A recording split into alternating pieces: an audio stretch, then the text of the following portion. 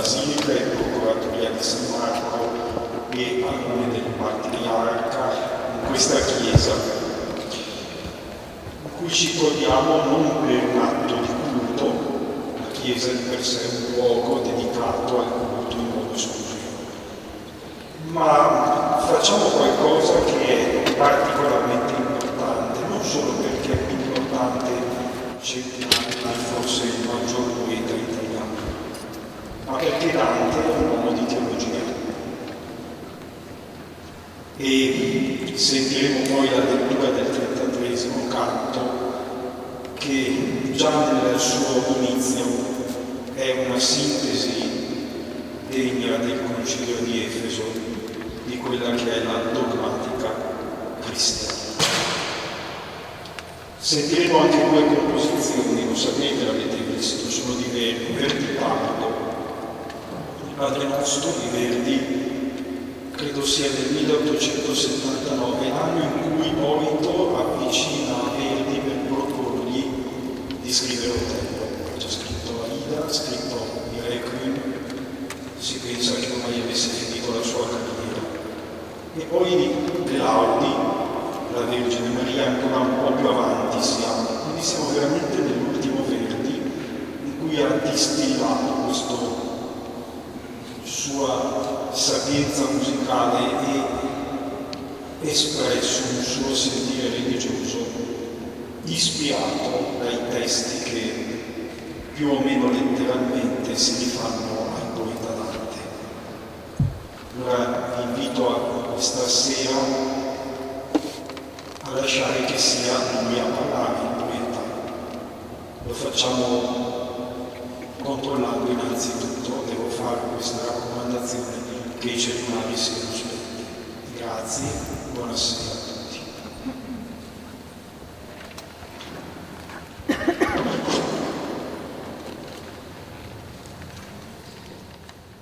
Buonasera a tutti, io porto i saluti del sindaco e di tutta l'amministrazione di questa città.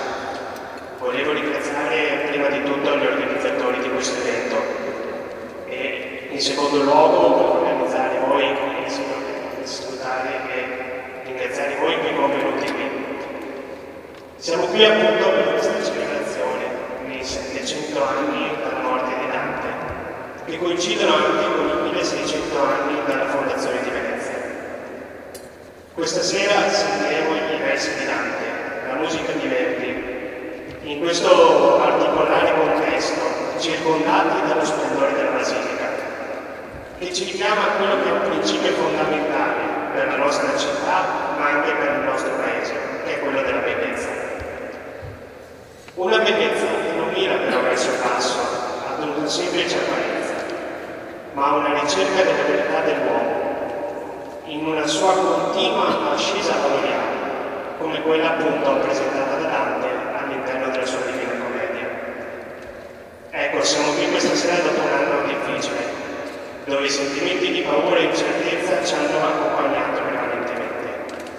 L'augurio è proprio quello di ripartire da qui, sia noi come amministrazione, sia le realtà culturali della città, sia tutte le realtà cittadine.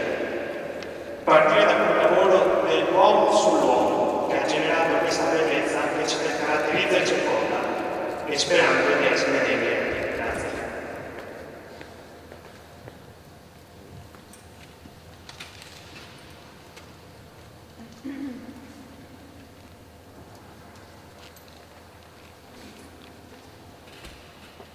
Buonasera. Quale luogo più adatto e meraviglioso per ascoltare la preghiera alla Vergine del canto 33esimo del Paradiso di questa Basilica d'Oro.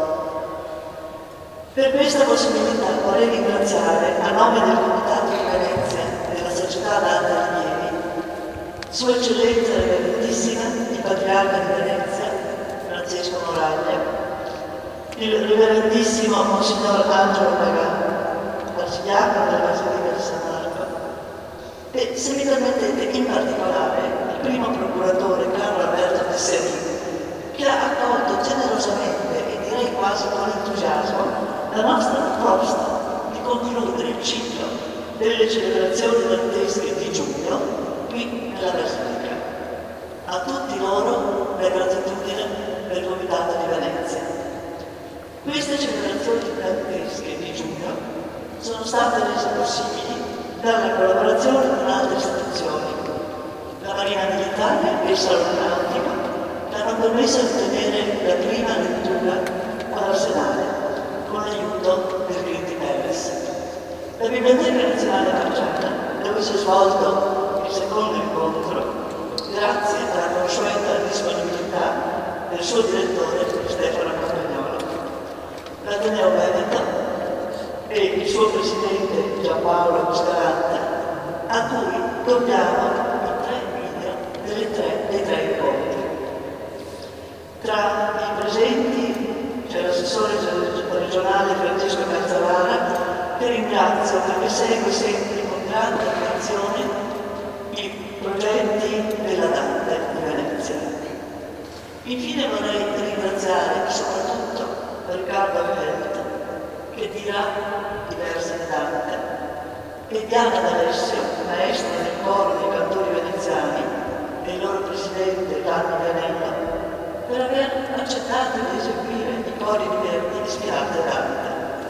Troverete una breve biografia di Riccardo Felt e Diana D'Alessio sul retro del programma di stampa.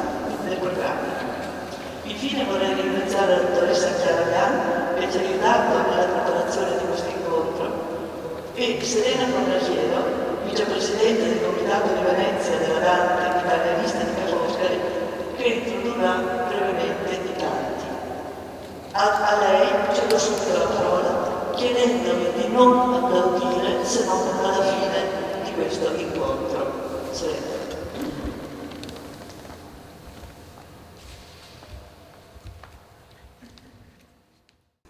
Buonasera, è un privilegio essere qui stasera insieme a voi. Fra poco Riccardo Held dirà il canto 33esimo del Paradiso, l'ultimo, intensissimo passo del viaggio di Dante, quel viaggio cominciato nell'orrendo buco dell'inferno il 25 marzo del 1300, secondo la finzione letteraria, e proseguito su per i gradini del Purgatorio fino al giardino dell'Eden, per incontrare poi nei cieli, sempre più alti, le anime dei beati. Come vedete dal programma, però, la lettura del 33 sarà preceduta, a mo' di preludio, dal segmento iniziale del canto 23. Un suggerimento generoso e quanto mai opportuno che è venuto da Riccardo Held stesso, e fra poco ne capirete la logica. Tra le due letture ascolterete il primo pezzo corale su musica di Verdi cantato dai cantori veneziani. A me spetta il compito di introdurre in estrema sintesi i contenuti e le atmosfere di questi versi danteschi. Il canto 33 si apre ex abrupto con la famosa preghiera a Maria, che comincia Vergine Madre, figlia del tuo figlio. A pronunciarla è la voce di Bernardo di Chiaravalle, un teologo cistercense canonizzato nel 1174, un padre della Chiesa, cultore devotissimo della Madre di Cristo e dunque ben adatto a rivolgere a lei una così singolare richiesta di intercessione. Forse non tutti ricordano come mai Bernardo si trova al fianco del poeta Pellegrino. Bernardo ha sostituito Beatrice all'improvviso, con uno di quei colpi di scena a cui Dante ha abituato il suo lettore. Questo è successo poco più indietro, nel 31esimo canto. Serviva un mistico. Il suo ruolo è innescare una catena di carità che, grazie a Maria, permetta a Dante, e a Dante ancora vivo, non dimentichiamolo, la visione suprema, l'intuizione, la comprensione del mistero ultimo della Trinità, la contemplazione simultanea del sommo bene e dell'unico vero. È un trattamento eccezionale. E Dante lo ha capito già da un po', che non gli viene elargito come individuo singolo per salvarlo dallo smarrimento iniziale nella selva oscura, anche se così pareva all'inizio del poema. No, Dante deve vedere e deve riferire tutta la sua esperienza, deve raccontare il suo viaggio, perché il compito che gli è stato assegnato è la rifondazione morale di tutta l'umanità. E non per nulla la commedia, così viene chiamata l'opera all'inizio, da un certo punto in poi viene chiamata da Dante poema e sacrato poema, proprio quando ha capito qual è la funzione, il compito che gli è stato assegnato. E dunque, se Dante deve raccontare, ad essere chiamata in causa è anche la sua capacità di poeta, la sua abilità di dire parole per rima. Attraverso quell'uso regolato del linguaggio che è la poesia, Dante deve fissare nella mente e nell'anima dei cristiani il significato morale del suo viaggio ultraterreno. Del paradiso deve riuscire a descrivere la luce, l'inesausta letizia, l'oltranza della perfezione. Delle verità teologiche deve riuscire a rendere la limpida misteriosità. Deve dire l'indicibile. Ha scritto sermonti a questo proposito. 2 millenni di poesia cristiana non hanno mai prodotto tanto scandalo di grandezza quanto ha saputo fare con eroica spudoratezza il poeta fiorentino morto 700 anni fa. Dire l'indicibile. Di fronte a una sfida così soverchiante, le capacità sensoriali dell'uomo Dante vacillano. Il suo talento di poeta sembra, lo dice lui, ridursi a un balbettio. La sua memoria cede. E proprio in questa dichiarata sconfitta trovano spazio alcuni dei versi più belli e commoventi del canto 33, come la cascatella di similitudini che va dal verso 58 al 66, che spiega come possa permanere un'emozione anche quando perdiamo i contorni precisi che l'hanno generata, come avviene ad esempio alla fine di una visione in sogno, di cui non resta altro che il dolce che nacque da essa, o come quando il vento scompiglia le foglie su cui stava scritto il responso della Sibilla. Sono versi bellissimi, non perdeteveli nella lettura. Quindi permane una passione impressa, un significato generico ma profondo. E grazie a questo Dante può affermare: credo ch'io vidi, per il solo fatto che, dicendolo, più di largo mi sento ch'io godo, cioè diventa più intensa quella passione, quell'emozione che mi rimane. Credo ch'io vidi il nodo d'amore che tiene legato in un unico volume tutto ciò che per l'universo si squaderna. Credo ch'io vidi la Trinità in 3 sfere del colore dell'iride che si riflettono l'una nell'altra. Credo ch'io vidi la seconda persona della Trinità mostrare al suo interno una sembianza umana, vidi cioè l'incarnazione del Creatore. Dante è di fronte a questa visione. È come un geometra che si sforza di trovare la formula della quadratura del cerchio, così anche lui, tutto concentrato sul mistero del figlio che si fa uomo, vorrebbe capire razionalmente come l'immagine umana si adatti al cerchio e vi trovi posto. Dante non è un mistico. Ci prova con la ragione, ma non può farlo. La fede segue altra strada. Sarà invece un fulgore, un'intuizione abbagliante a colpire la sua mente, portando a compimento un così grande desiderio. E ormai a questo punto la volontà del pellegrino è sincronizzata con gli ingranaggi di quell'amore che muove il sole e le altre stelle. Bene, adesso può risultare chiaro come il canto 23 si saldi idealmente al 33esimo e ne rappresenti una sorta di prova generale.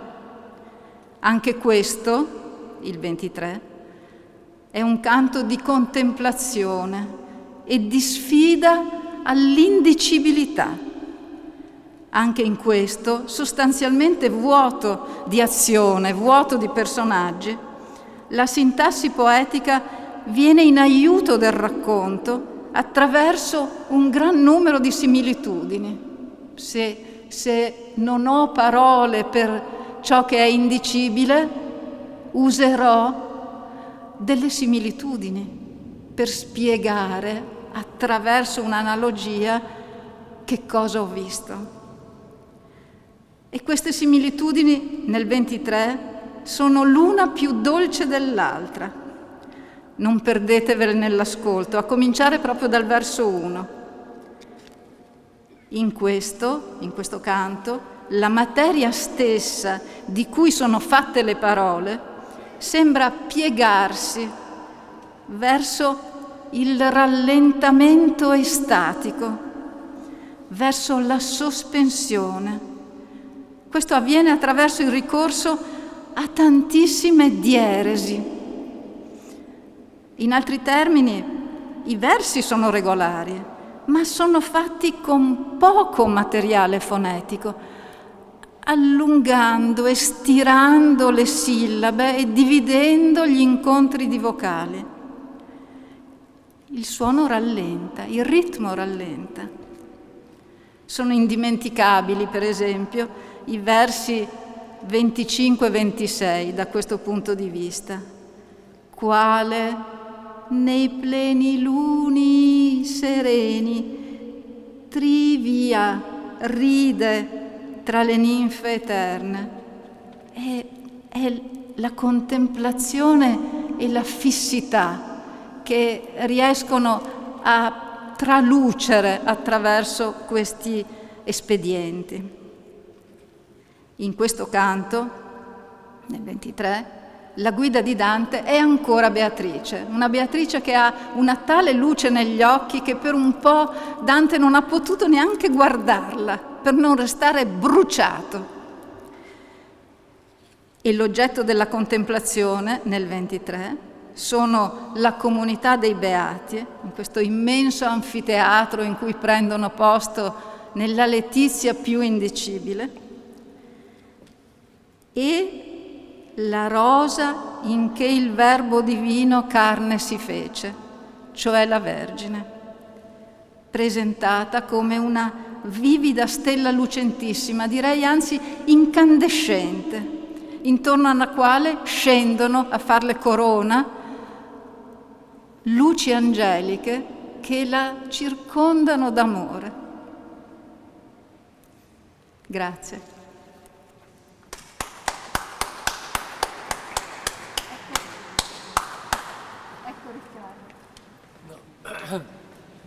Buonasera, scusatemi se ho applaudito perché voglio contraddire affettuosamente Rosella.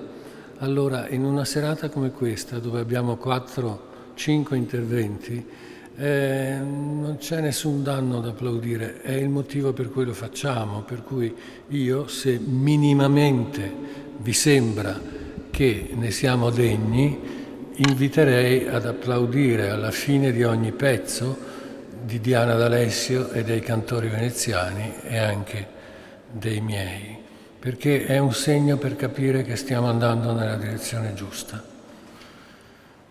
Allora, un problema con la memoria, soprattutto con la memoria precoce, io ho cominciato da molto giovane a imparare a memoria in un modo insano, tutto quello che ha unità versuale, è che è quasi impossibile correggerla a posteriori. E quindi io chiedo scusa in anticipo se il testo che dirò del canto 23 e del canto 33 non sarà del tutto identico al testo dantesco. C'è sempre una parola che è stata imparata male e che non si sostituisce, che non si cambia, che rimane così, e ve ne chiedo scusa. Il 23, ha ben detto Serena, è come l'ultimo grande salto prima della visione finale ed è anche una specie di transizione tra la presenza di Beatrice, che è intensamente affettivizzata e anche direi sensualizzata, e l'apparizione della Vergine nella corona in forma di rosa.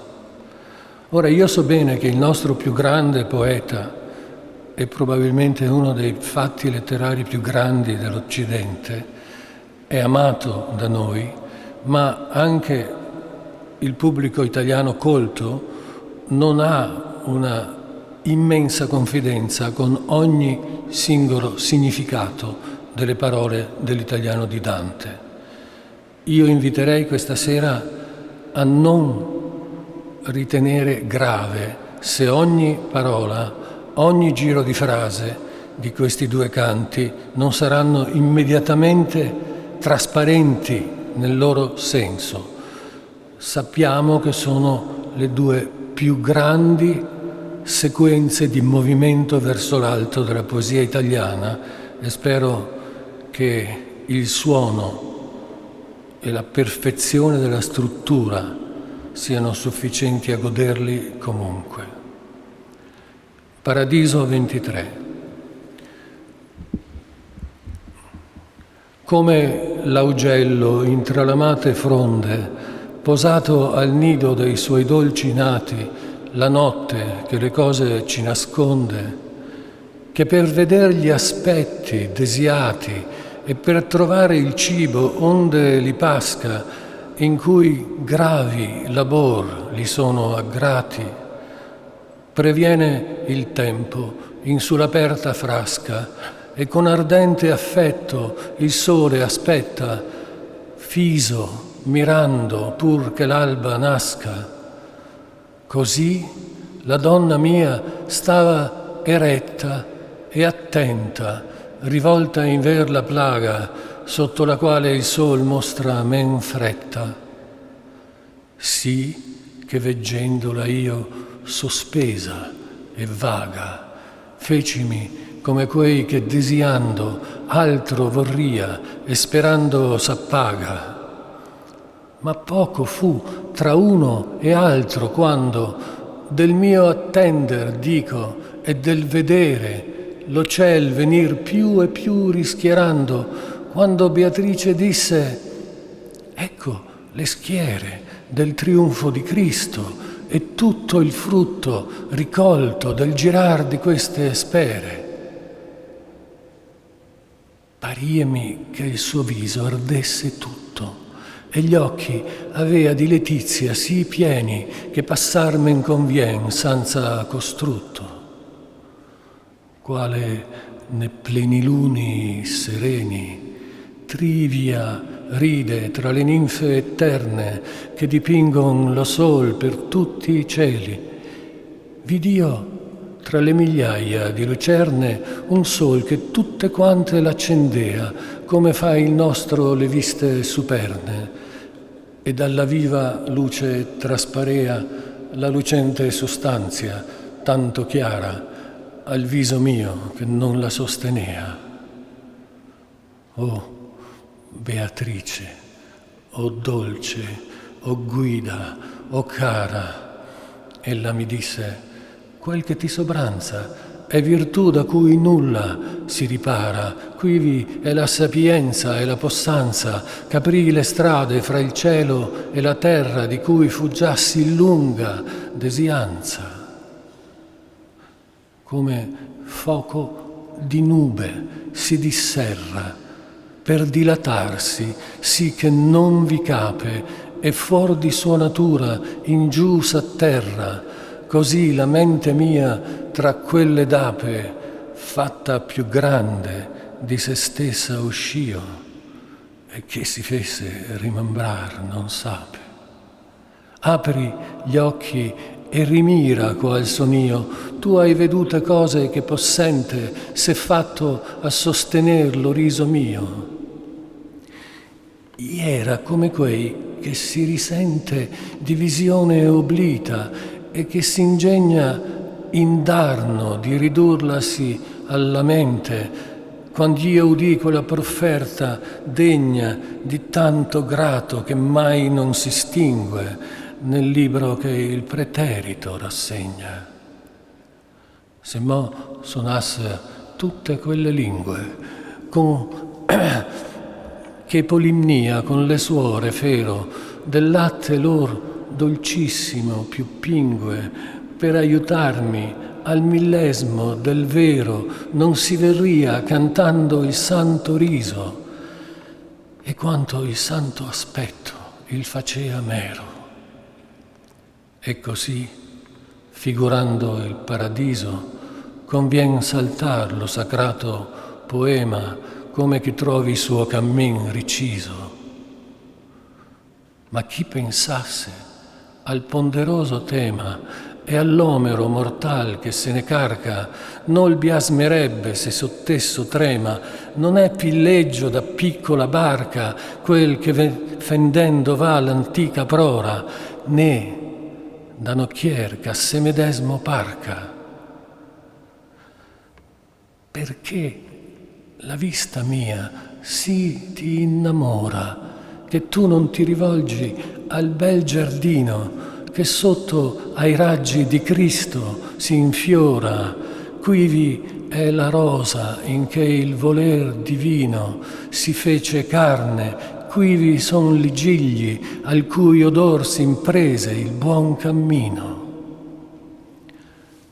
Così Beatrice ed io che ai suoi consigli tutto era pronto, ancora mi rendei alla battaglia dei debili cigli, come raggio di sol che puro mei per fratta nube già in prato di fiori vider coverti d'ombra gli occhi miei, così vidio più turbe di splendori fulgurati di su dai raggi ardenti senza veder principio di fulgori. O benigna virtù, che sì li imprenti, su ti esaltasti per largirmi glioco agli occhi lì che non t'eran possenti. Il nome del bel fior ch'io sempre invoco, e mane e sera tutto mi distrinse l'animo a ravvisar lo maggior foco. E come ambo le luci mi dipinse lo quale e il quanto della viva stella che quassù vince come laggiù vinse, per entro il cielo scese una facella formata in cerchio, in guisa di corona, e cinsela e girossi intorno a ella. Qualunque melodia più dolce sona, quaggiù, e più a sé l'anima tira, parrebbe nube che squarciata tona, comparata al sonar di quella lira, onde si coronava il bel zaffiro, del quale il ciel più chiaro si inzaffira. Io sono amore angelico che giro, l'alta letizia che spira nel ventre che fu albergo del nostro desiro, e girerommi, donna del ciel, mentre tu seguirai tuo figlio e farai dia più la spera suprema perché lì entre. Così la circulata melodia si sigillava e tutti gli altri lumi facevano suonare il nome di Maria. Potete applaudire.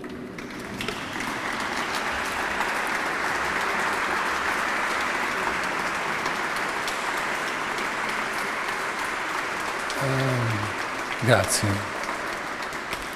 Adesso invece pregherei di non applaudire dopo questi 20 versi. Abbiamo pensato con Diana D'Alessio di far sentire il testo, la volgarizzazione del Padre Nostro dantesco, a cui si ispirano i versi messi in musica da Verdi che sentiremo subito dopo. Ecco, io lo dirò adesso, vi prego di non applaudire perché poi comincerà subito Diana e i cantori veneziani. Questo è il Padre Nostro del canto 11 del Paradiso di Dante. O Padre nostro, che nei cieli stai, non circoscritto, ma per più amore c'ai primi effetti di lassù tu hai. Laudato sia il tuo nome e il tuo valore da ogni creatura, come è degno di render grazie al tuo dolce vapore. Vegna ver noi la pace del tuo regno, che noi annessa non potem da noi, s'ella non vien con tutto nostro ingegno. Come di suo voler gli angeli tuoi fan sacrificio a te cantando Osanna, così facciano gli uomini dei suoi. Da oggi a noi la quotidiana manna, senza la qual per quest'aspro diserto di retro va chi più di gir s'affanna. E come noi lo mal che abbiam sofferto perdoniamo a ciascuno, e tu perdona, benigno, e non guardar lo nostro omerto, nostra virtù che di legger s'adona, non spermentar con l'antico avversaro, ma libera da lui che si la sprona. Quest'ultima preghiera, Signor caro, già non si fa per noi che non bisogna, ma per color che dietro noi restaro.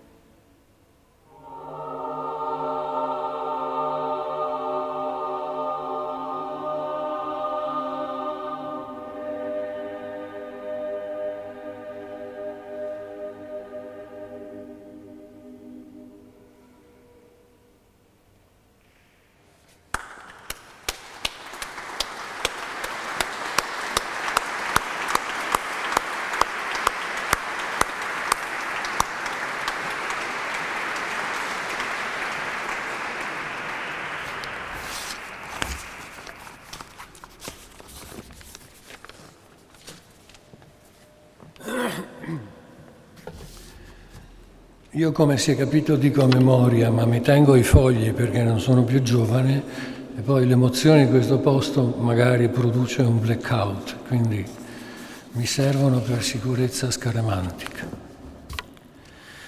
Allora, il 33. Il 33, io non sono un testimone imparziale, sono 40 anni che tento di dire Dante in tutte le situazioni e penso che sia...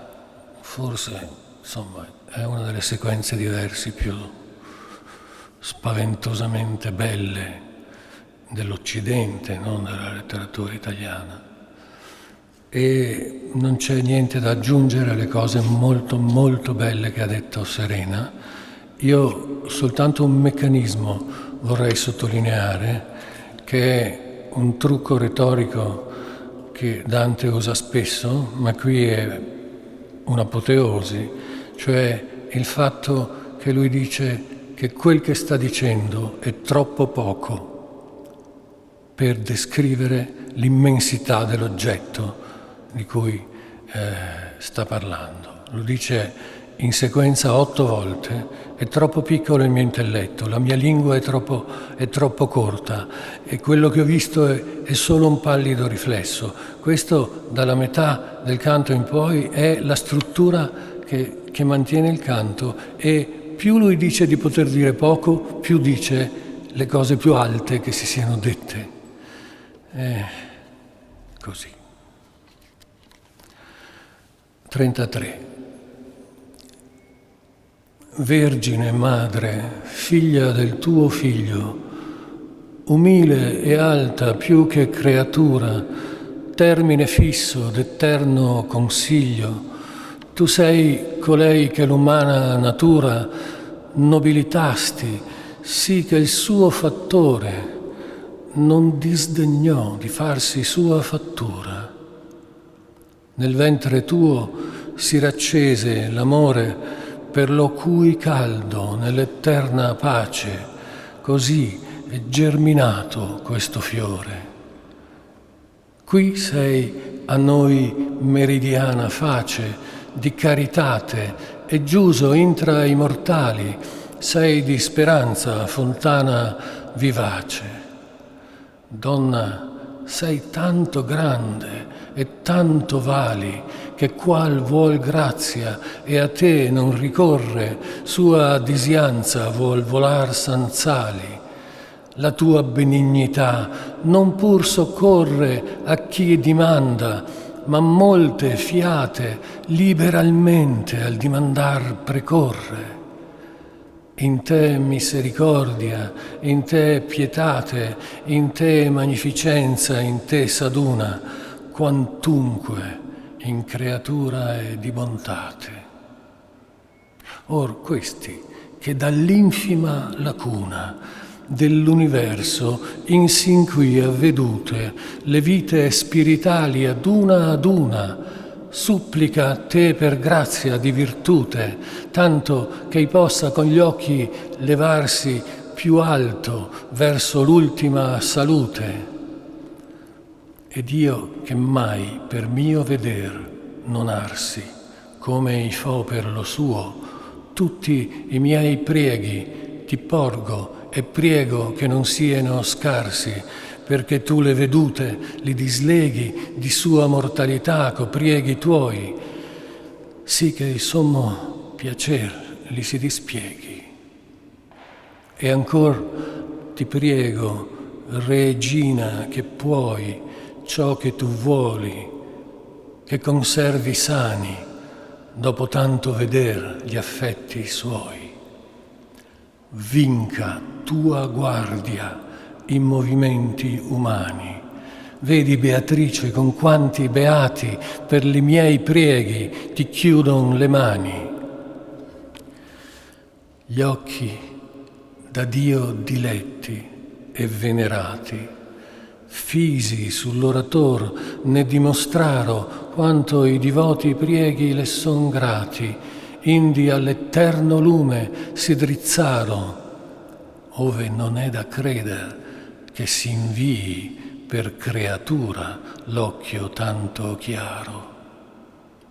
Ed io, che al fine di tutti i desii quasi era giunto, sì com'io dovea, l'ardor del desiderio in me finii. Bernardo m'accennava e sorridea perch'io guardassi insuso, ma io era già per me stesso, tal qual ei volea, che la mia vista, venendo sincera, e più entrava per lo raggio di quella luce che da sé è vera. Da quinci innanzi il mio veder fumaggio, che il parlar mostra, ch'a tal vista cede, e cede la memoria a tanto oltraggio. Qual è colui che somniando vede e dopo il sogno la passione impressa rimane che altro alla mente non riede. Cotal son io, che quasi tutta cessa mia visione e ancor mi distilla nel core il dolce che nacque da essa. Così la neve al sol si dissigilla, così al vento nelle foglie levi si perdea la sentenza di Sibilla. O somma luce che tanto ti levi dai concetti mortali, alla mia mente ripresta un poco di quel che parevi e fa la lingua mia tanto possente che una favilla sol della tua gloria possa portare alla perduta gente, che per tornare alquanto in mia memoria e per sonare un poco in questi versi, più si conceperà di tua vittoria. Io credo, per l'acume ch'io soffersi del vivo raggio, ch'io sarei smarrito se gli occhi lia miei fuero avversi, e mi ricorda ch'io fui più ardito per questo a rimirar, tanto ch'io giunsi l'aspetto mio col valore infinito. Oh abbondante grazia, ond'io presunsi ficcar lo viso nella luce eterna, tanto che la veduta vi consunsi. Nel suo profondo vidi che si interna, legato con amore in un volume, ciò che per l'universo si squaderna, sostanze e accidenti e lor costume quasi conflate insieme per tal modo che ciò che io dico è un semplice lume.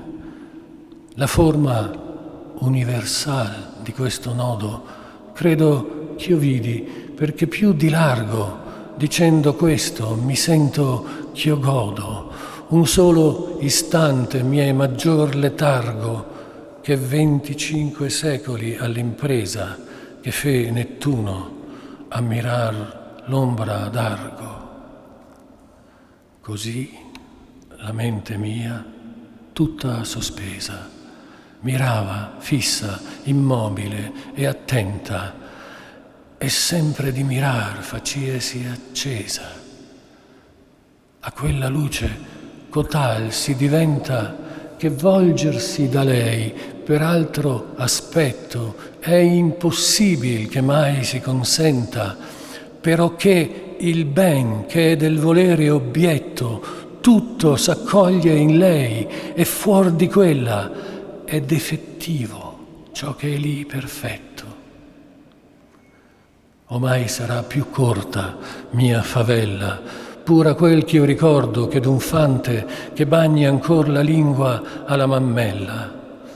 Non perché più che un semplice sembiante fosse nel vivo lume ch'io mirava, che tale qual sempre s'era davante, ma per la vista che si avvalorava in me, guardando una sola parvenza, mutando mio, in me si travagliava.